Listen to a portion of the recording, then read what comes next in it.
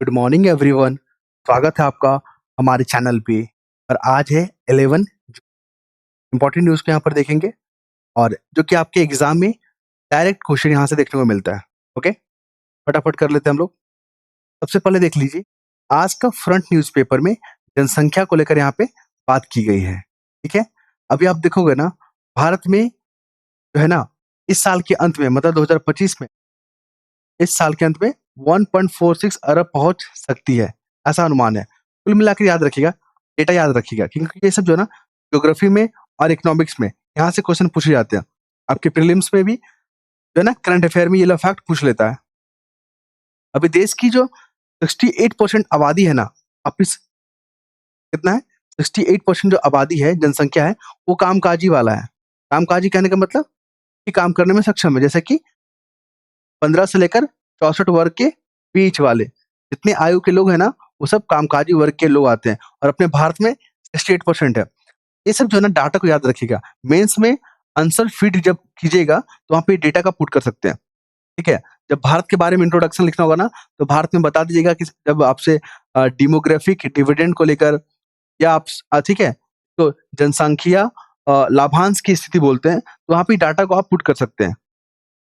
Okay, साथ ही आप याद रखिएगा कि यहाँ पे जो संयुक्त राष्ट्र है, यूएनओ है, वो भारत को एक मध्यम आय वाले देश के रूप में क्या करता है, दर्जा देता है या उस समूह में रखता है। 2 फैक्ट को आप याद रखिएगा। थर्ड याद रखिए यहाँ पे कि यहाँ पे जो वित्तीय सीमाएँ हैं, ठीक है? फाइनेंशियल जो शक्ति है, वो एक बहुत बड़ा बाधा बन रही है प्रजनन क्षमता को लेकर। अभी भारत में आप देखोगे ना कि जो महिला जो है ना, एक महिला जो बच्चे को जन्म देने का जो दर था, 2.1 हुआ करता था। अब जो है ना, 1.9 हो गया, ये घट गया। क्यों? फाइनेंशियल के लिए, ठीक है? लोगों के पास अच्छे आवास नहीं है, लोगों का इनकम कम है। ओके, देखिए यहाँ पे लिखा हुआ है कि नौकरी की असुरक्षा को लेकर, आवास की कमी को लेकर, ठीक है? साथ ही यहाँ पे भरोसेमंद बाल देखभाल को लेकर, माता-पिता का बनना पहुँच से बाहर हो गया। इसके अलावा खराब सामान्य स्वास्थ्य को लेकर, बांझपन, गर्भावस्था से संबंधित देखभाल की सीमित पहुँच के कारण जो है ना, यहाँ पे जो पहले 2.1 हुआ करता था, 1.9 पे आ गया। इसकी कमी के पीछे कारण हमने बात कर दिया। मेंस में पूछेगा तो कारण के बारे में पूछेगा, तो आपको ये सब चीज़ लिखना है। और प्रीलिम्स में फैक्ट पूछेगा कि जो प्रजनन दर दर था, 2.1 हुआ करता था भारत का, अब 1.9 हो गया, तो कमी दर्ज किया गया है। स्टेटमेंट बना के यहाँ से क्वेश्चन पूछा जाएगा। नेक्स्ट मूव करें यहाँ पे, तो यहाँ पर बात क्या की खसरे बीमारी को लेकर। देखिए, खसरा बीमारी जो है ना, अब जो है यहाँ पे भारत के अलावा वैश्विक जो है ना, देशों को भी प्रभावित कर रहा है। यहाँ पर आप देखोगे पूरा विश्व में, पूरे वर्ल्ड में लगभग 3 करोड़, ठीक है?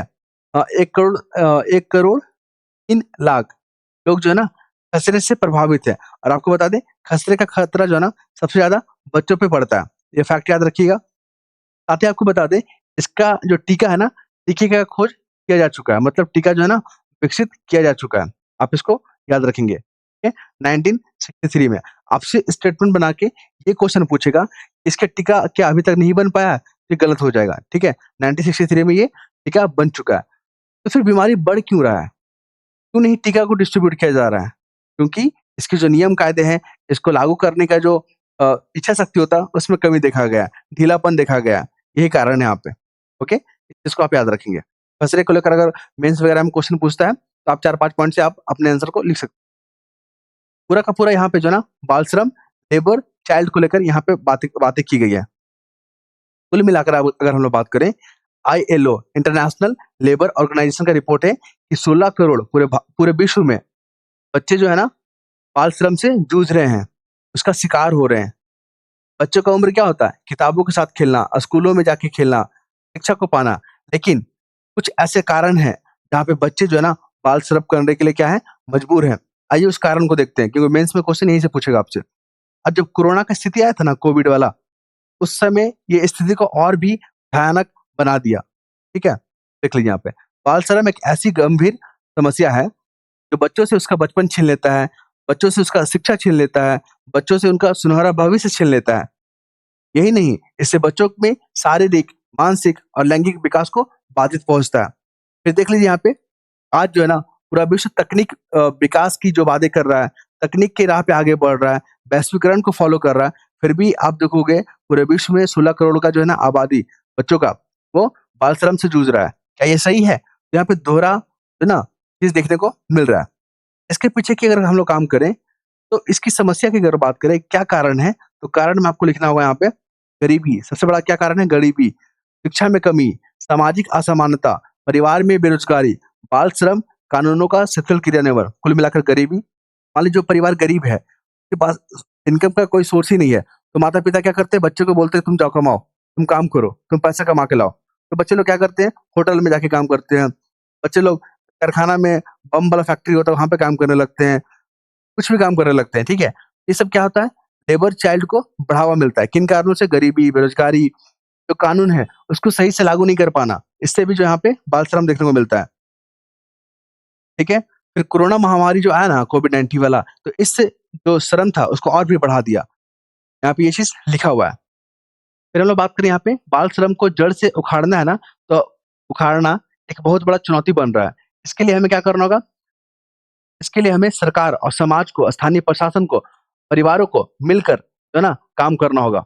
आपने देखा अंतर्राष्ट्रीय जो श्रम संगठन है आईएलओ 1992 से शुरू किया गया, ठीक है? बाल श्रम को खत्म करने का एक पहल था, उसको ध्यान में रखिएगा। साथ ही यहाँ पर बात किया गया है कि जो कुचक्र है बाल श्रम का, उससे निपटने के लिए भारत में आपने देखा था कैलाश सत्यार्थी का नाम याद है आपको? तो नोबेल प्राइज़ मिला हुआ है, ये भी ध्यान रखेंगे आप। साथ ही 2011 से जो जनगणना हुआ था ना, उसके बाद से डाटा ही नहीं है कि भारत में कितने लोग जो है ना बाल श्रम में संलिप्त है, तो डाटा का भी होना बहुत ज़रूरी है। अभी जो जातीय जनगणना आंकड़े आएँगे, ठीक है? तो उसमें जो है इससे इसका भी गणना किया जाए ताकि इनसे जुड़ा हुआ नीतियों को हम लोग लागू कर सकें। नेक्स्ट बुक पर यहाँ पे देखिए, कमरूगान झील न्यूज़ में चल रहा है अभी। ये जो है ना श्रद्धालुओं के लिए, यहाँ पे टूरिस्ट के लिए और जो लोग घूमने को पसंद करते हैं उनके लिए जगह बहुत अच्छा है और न्यूज़ में आ गया है कामरूगन झील, ये हिमाचल प्रदेश में, फैक्ट को याद रखिएगा। बोलेगा कमरूनाग जो झील है ना, किस राज्य में है? पहला ऑप्शन अरुणाचल प्रदेश दे देगा, लोग कन्फ्यूज़ कर जाएँगे। हिमाचल प्रदेश में ये, ठीक है? और ये जो ना नेचुरल झील है, इसके किनारे एक मंदिर बना हुआ है। लोग वहाँ पे पूजा-पाठ करने जाते हैं, लाखों श्रद्धालु जाते हैं वहाँ पे, पर्यटन लोग जाते हैं। उससे वहाँ पे इकोनॉमी बूस्ट करता है। वहाँ की लोकल इकोनॉमी को यहाँ पे क्या मिलता है? एनहांस मिलता है। ये सब चीज़ों को ध्यान रखिएगा। फिर आते हैं हम लोग यहाँ पे बिहार में भाजपा की नैया पार कर लगाएगा प्रवासी मतदाता। कुल मिलाकर आपने बिहार का मेंस एग्ज़ाम का क्वेश्चन देखा होगा, तो राजनीति से प्रश्न पूछते हैं कि बिहार में जो है राजनीति किस दिशा में आगे बढ़ रहा है, ठीक है? वहाँ की राजनीति जो है विकास को, बिहार को विकसित करने के लिए किस प्रकार जो है कामगार हो सकता है, तो इस तरह की बातें देखने को मिलता है। कुल मिलाकर जब इस आर्टिकल को पढ़िएगा ना, तो कुछ-कुछ फैक्ट है बिहार से जुड़ा हुआ, उसको याद रखिएगा। जैसे कि 4 करोड़ आबादी बिहार का, बिहारी प्रवासी के रूप में अन्य राज्यों में काम करते हैं। या ये आंकड़ा हो गया। बिहार में जो ना 5 प्रमुख भाषाएँ जैसे कि मैथिली, भोजपुरी, ठीक है? और क्या हो गया? अंकिता, भगी, भजुका, ये 5 लैंग्वेज है। तो जो है ना संवैधानिक दर्जा का मांग किया जा रहा है भोजपुरी को लेकर, ये भी याद रखिएगा। 27 जिले ऐसे हैं बिहार में जहाँ पे भोजपुरी बोला जाता है। अब भोजपुरी जो है ना एक ग्लोबल लैंग्वेज है, इसको भी याद रखिएगा। आपसे पूछेगा कि ये जो शब्द है, ये जो भाषा है, किन राज्यों में बोला जाता है? तो भगी करके बहुत लोग कम जानते होंगे, वजुका बहुत कम जानते होंगे, अंकिता बहुत कम जानते होंगे, लेकिन भोजपुरी, मैथिली सब जानते हैं। उसके बाद देख लीजिए यहाँ पे अभी जो है ना बिहार में जो राजनीति है, वहाँ की जो पार्टियाँ हैं, किस प्रकार की रणनीति बना रही है चुनाव जीतने के लिए। क्योंकि वहाँ पे किसकी पार्टी का जो सरकार बनता है ना, वो बहुत महत्वपूर्ण रोल प्ले करता है बिहार के विकास में। क्योंकि बिहार जो है ना अब अब जो एजुकेशन पे, इंफ्रास्ट्रक्चर पे, ठीक है, इन्वेस्टमेंट को लेकर बहुत सारी नीतियाँ बना रही है। अब बिहार जो है ना एक बहुत बड़ा पोटेंशियल वाला राज्य है। तो यहाँ पे किस पार्टी की सरकार बनती है, उसको लेकर यहाँ पे जो है देखने को मिल रहा है। हर पार्टी जीतने का प्रयास कर रही है। जैसे कि आप देखोगे यहाँ पे कि जो इंडिया है, माफ़ कीजिएगा एनडीए, नेशनल डेमोक्रेटिक अलायंस, ठीक, बीजेपी, ओके, फिर यहाँ पे लोजपा, फिर इसमें आप जेडीयू, ओके, और इसमें हम पार्टी, एक और पार्टी है। तो आपसे पूछ सकता है इंटरव्यू में, मेंस में, प्रीलिम्स में कि एनडीए में कौन-कौन सा पार्टी बिहार के शामिल है? तो आपको यहाँ पे याद रखना होगा। फिर इंडिया गठबंधन में कौन-कौन सा पार्टी शामिल है, वो याद रखना होगा, इम्पोर्टेंट है। उसके बाद हम लोग आते हैं यहाँ पे देखिए, रक्षा उत्पादन में भारत जो है ना आधुनिकीकरण पे जोर दे रहा है। तो इसके लिए क्या प्रयास कर रहा है? जैसे कि आप देखोगे कि ब्रह्मोस मिसाइल को हम लोग क्या कर रहे हैं? एक्सपोर्ट कर रहे हैं, ठीक है? आपने देखा कि फिलीपींस के साथ हम लोग समझौता किए हैं एक्सपोर्ट करने के लिए और अन्य देशों के साथ भी बातचीत चल रहा है। अगर हम लोग बात करें यहाँ पे भारत आत्मनिर्भरता पे आगे चल रहा है। पहले हम लोग क्या करते थे, अपने रक्षा उत्पाद को बाहर से इम्पोर्ट करते थे। अब हम लोग खुद प्रोडक्शन कर रहे हैं उसका। मेक इन इंडिया, आत्मनिर्भर भारत, इसको आप ध्यान रखेंगे। फिर कोविड-19 में भी हम लोग क्या किए थे, वैश्विक कम्युनिटी का सहयोग किए थे।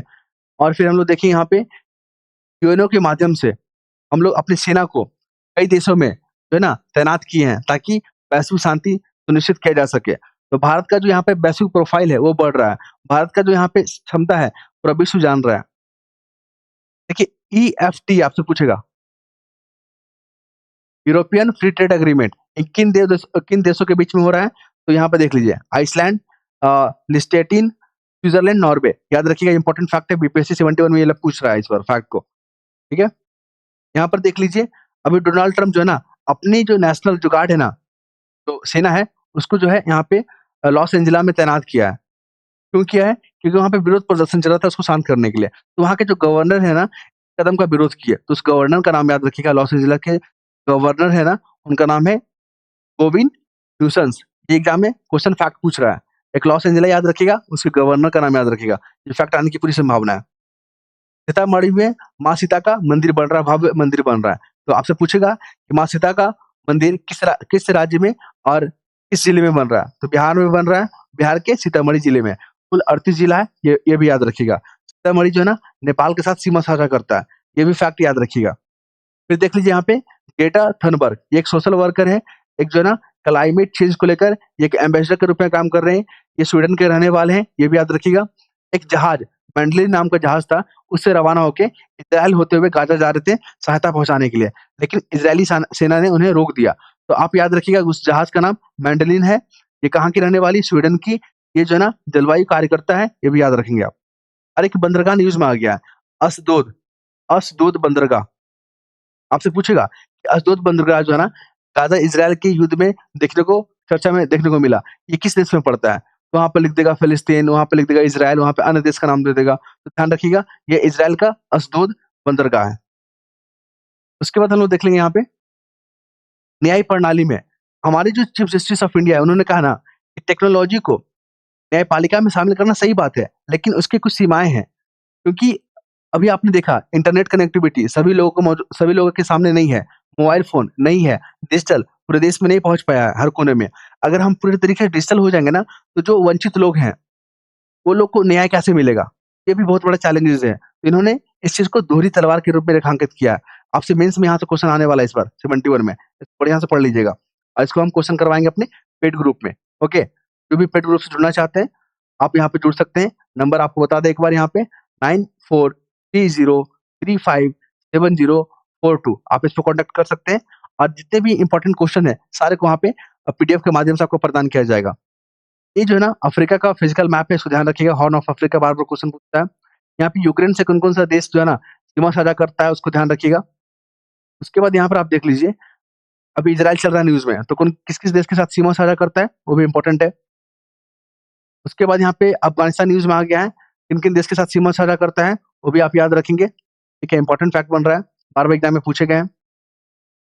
ये अफ़ीम वाला एरिया है, और मैंने कल आपसे पूछा था कि सबसे ज़्यादा अफ़ीम किस राज्य में किस देश में देखने को मिलता है? तो उसका जवाब क्या हो जाएगा? Burma, Myanmar. उसके बाद कोल माइन वाला एरिया देख लीजिए, झारखंड में बोकारो झरिया फेमस है। उसके बाद ये जो साउथ वाले पहाड़ है ना, जैसे कि यहाँ पे नीलगिरी हो गया, डोडा बेटा, अनाईमुट्टी, कार्डमम, इसको याद रखेंगे आप। ये पोर्ट याद रखिए, कांडला पोर्ट कहाँ पे, मुंबई पोर्ट कहाँ पे है, ठीक है? मार्मुगा कहाँ पे है, कोची पोर्ट कहाँ पे है, ये बार-बार एग्जाम में क्वेश्चन पूछ लेता है। काराकोरम, लद्दाख, जास्कर, पीर पंजाल, इसको आप ध्यान रखिएगा, बहुत इंपॉर्टेंट फैक्ट है। उसके बाद यहाँ पे असम किन-किन राज्य के साथ सीमा साझा करता है, उसको भी ध्यान रखिएगा। और ये है हमारा पेड ग्रुप, अगर आप जुड़ना चाहते हैं, तो आप यहाँ पे जुड़ सकते हैं, ओके? और यहाँ पे जो है ना polity, history, economics, geography, international और national current affair, Bihar special, सभी जो है ना मेंस के टॉपिक यहाँ पे कवर किए जाएँगे, ओके? जो लोग भी इंटरेस्टेड हैं, यहाँ पे आप जुड़ सकते हैं। धन्यवाद।